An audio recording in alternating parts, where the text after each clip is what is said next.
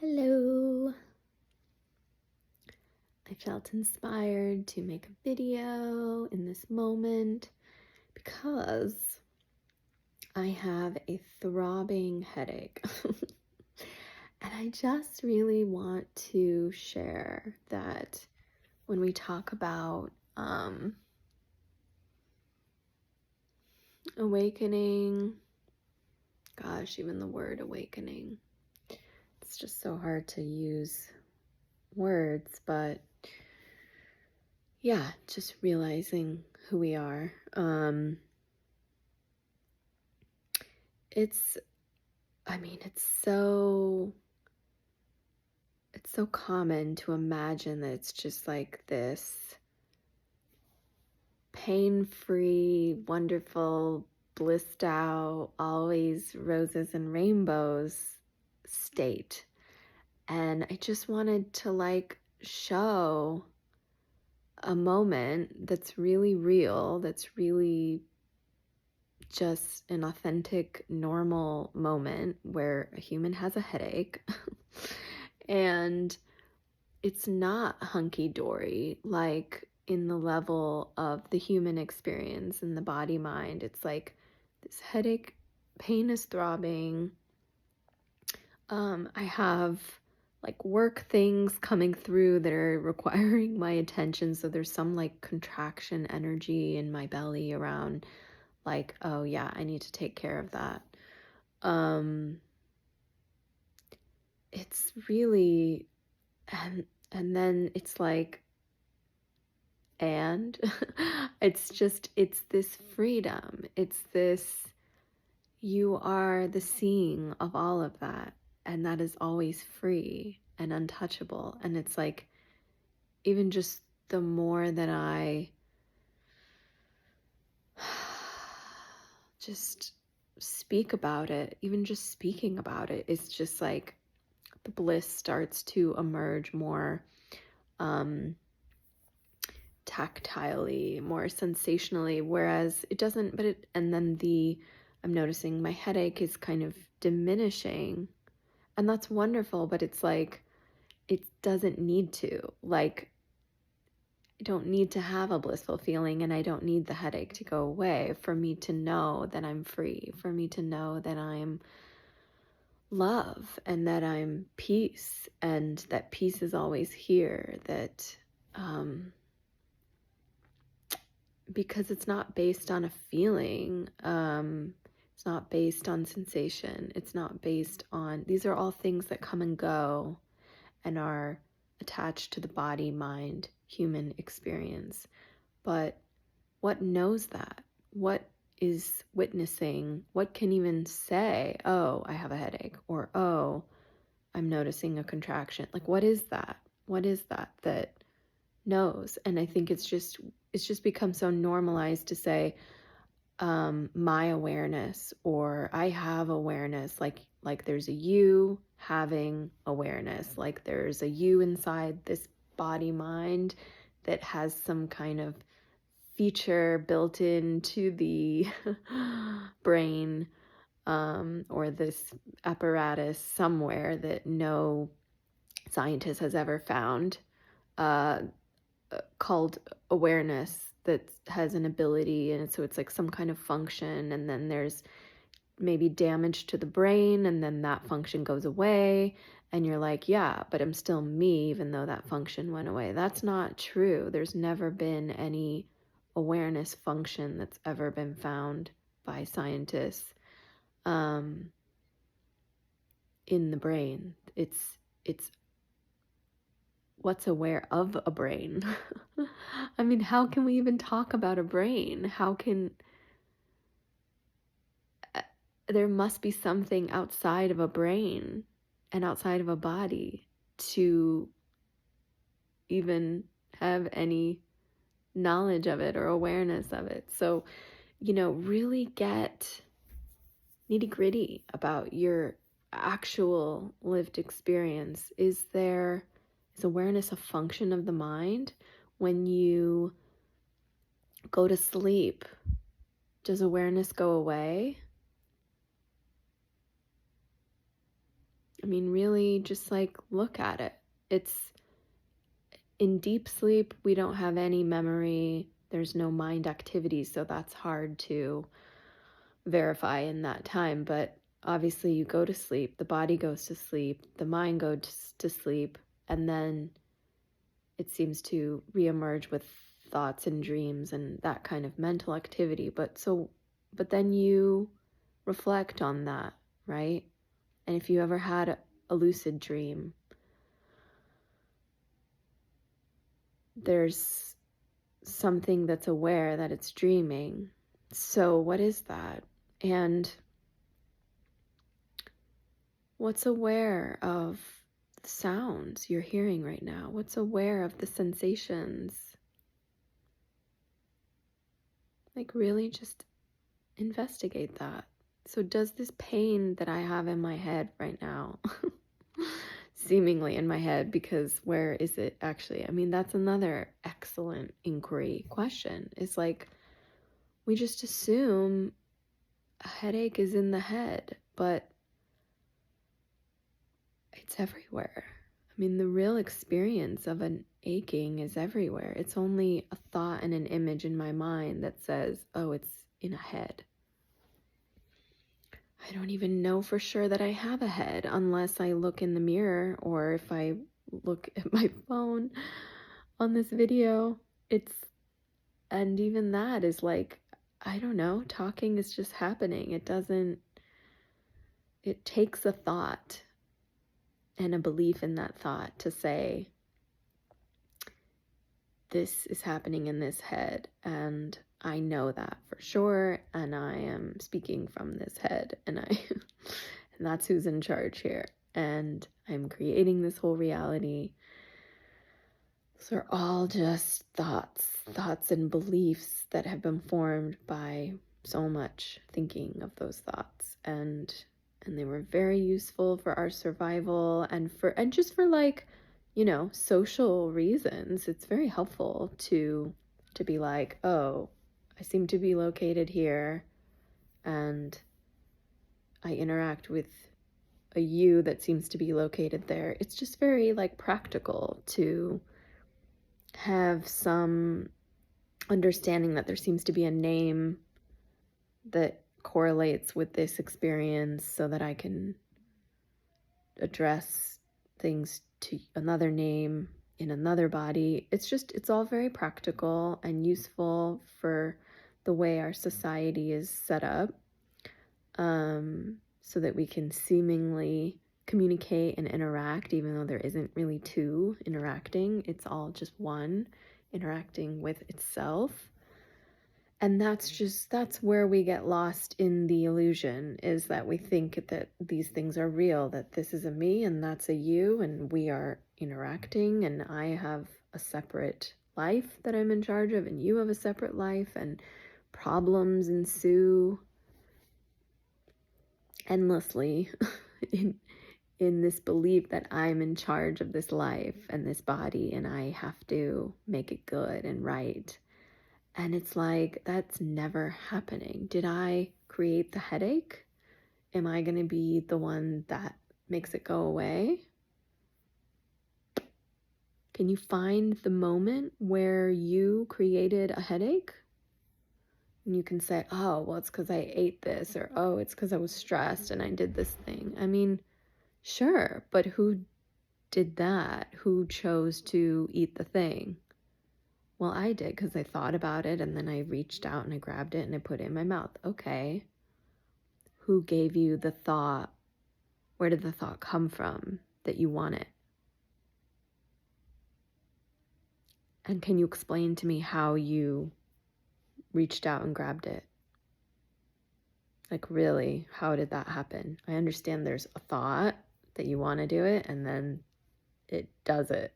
The hand goes and grabs. But what did you do to do that? I mean, really, really be so picky. Go into the nitty-gritty with their experience. Like, who's moving this hand right now? Who's doing that? And from science, we understand all these details and complexities about how motor neurons send signals to move the hand, that still doesn't answer the question of who is doing, is that a you doing that? Okay, so we found out motor neurons. So then is that personal, or is that just a functioning? And then that functioning gives an appearance, an illusion that it's a you in there doing it. But who's in there? Like, is there really a you with the name that you have, with the age that you have, that's in charge somewhere? Or are there just biochemical processes happening with nobody in charge of that? The intelligence of life is doing it. Nobody knows how the heck that happens. That's why scientists can never find it. And that's why the deeper you go into any scientific discovery, you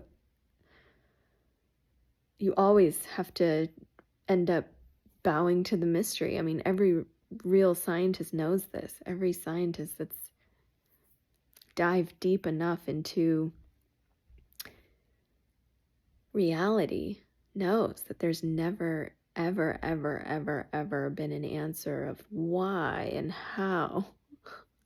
I mean, the how is, again, on the level of like mechanical processing. They can explain what's happening. They can't explain what is telling that to happen. What is the intelligence in the cells that's saying do this thing and that thing? Oh, well, we know genetic coding.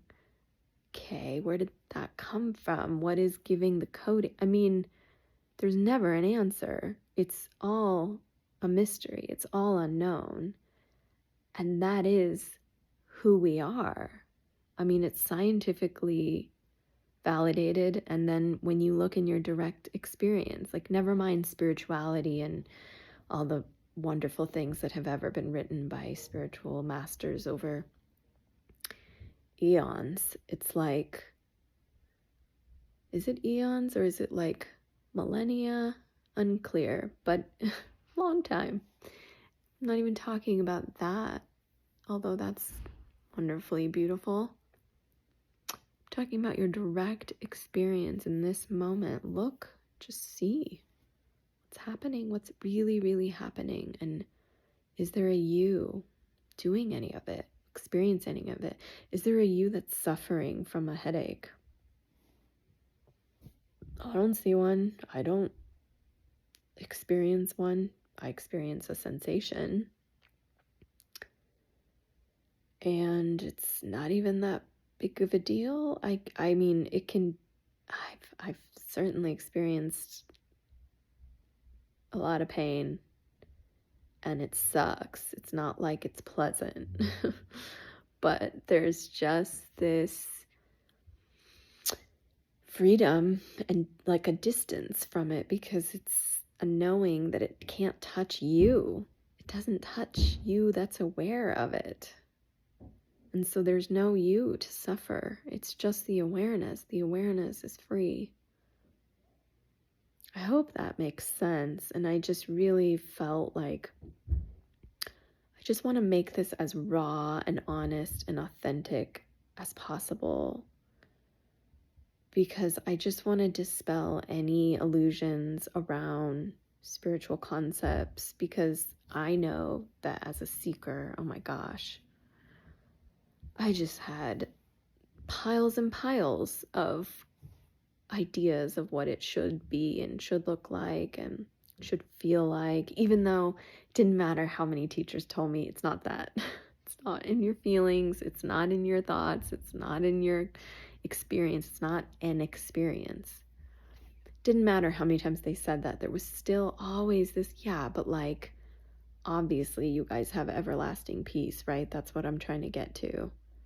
So clearly what I'm experiencing now is not it. It's not good enough. It's not right. So clearly I have to do more fixing. I have to heal my trauma. I have to get rid of this headache. I have to whatever, do all kinds of backflips to not think my thoughts, not attach to the thoughts. I mean, and then there's a level of truth to like the trauma work, for example. Lord knows I've done years of that, and it was essential, clearly, because it happened, and I mean, it is part of this, though my first awakening happened without having done much of that. So it's not essential for the awakening part. It is essential for the integration, for the embodied living of this. But it was very much untrue to believe that it's not here now and it's somewhere in the future, this awakening, this full awakening that I'm looking for, this full freedom that teachers keep talking about and I just can't seem to get to, regardless of how many awakening experiences I've had, regardless of how many like mind-blowing, heart exploding, top of the world ecstasy, bliss, light beams shooting out my eyeballs and brain. Was like, God, even though I've had the most epic and insights and revelations and wisdom, like just still coming back to this belief in someone who's suffering and why can't I get there finally? And then it's like, it just kind of eventually dawns on you that it's here, even though that's been said repeatedly. So yeah, it's not in the words, obviously, and it obviously takes time to be able to really hear it. And I don't want to just be yet another one saying the same words. So, but I don't know, I just felt inspired to share if it does happen, to help, to share my personal experience. And I do feel there is a shift in just like the general consciousness of how this is being expressed through bodies over seeming time, as the evolution of humanity in their collective awakening is progressing, which is all a lie because there is no time or progression. But, I'm talking on dual relative terms right now.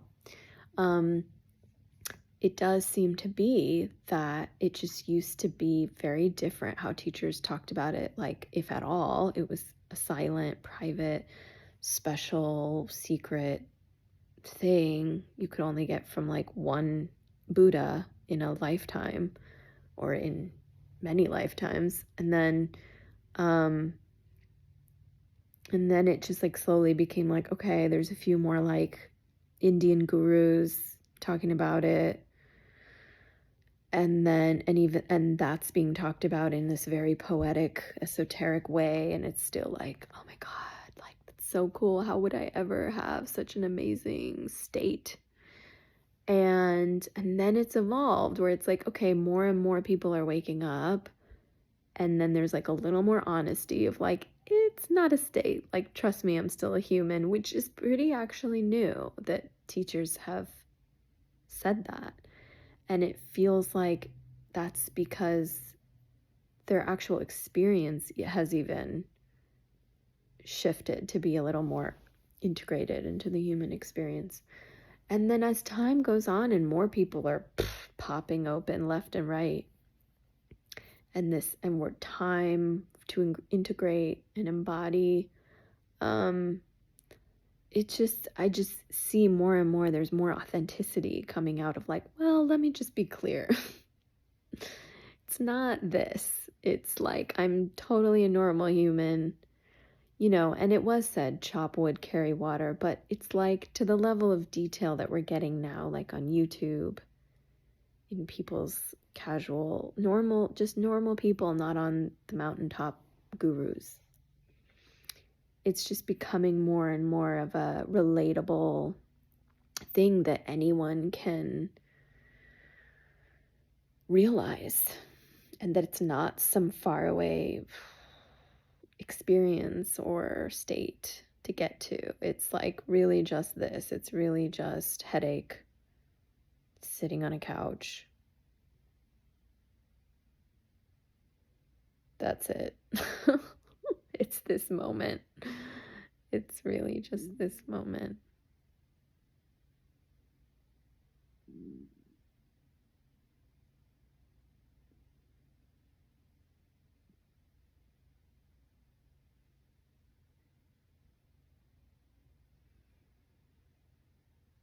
Yeah, just the beauty of this moment.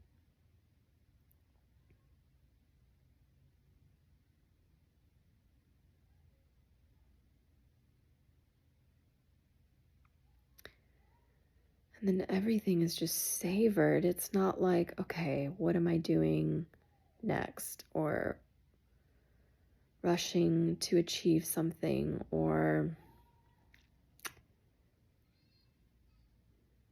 planning, although that can be included in this moment. There can be planning, there can be movement towards the next thing, but it's not a constant rush to the next thing. It's like, oh, wow. It feels so delicious to just feel the sensations. Even this headache is like, wow, what a throbbing, pulsating, delicious. It's so weird to talk about a headache being delicious, but it's like when you really feel into it, it's like, oh my God, it's like a lightning bolt, piercing. And then it's like, oh, and then it softens into this like yummy buzzing. And then it just softens more and opens. And then it's just seen like, oh, it's not made of anything. There's nothing actually there.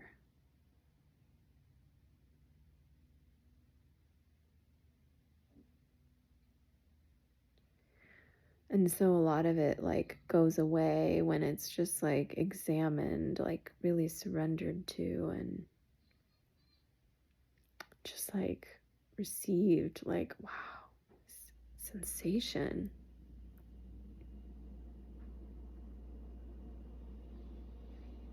And the breath and the sound of the buzzing of the refrigerator.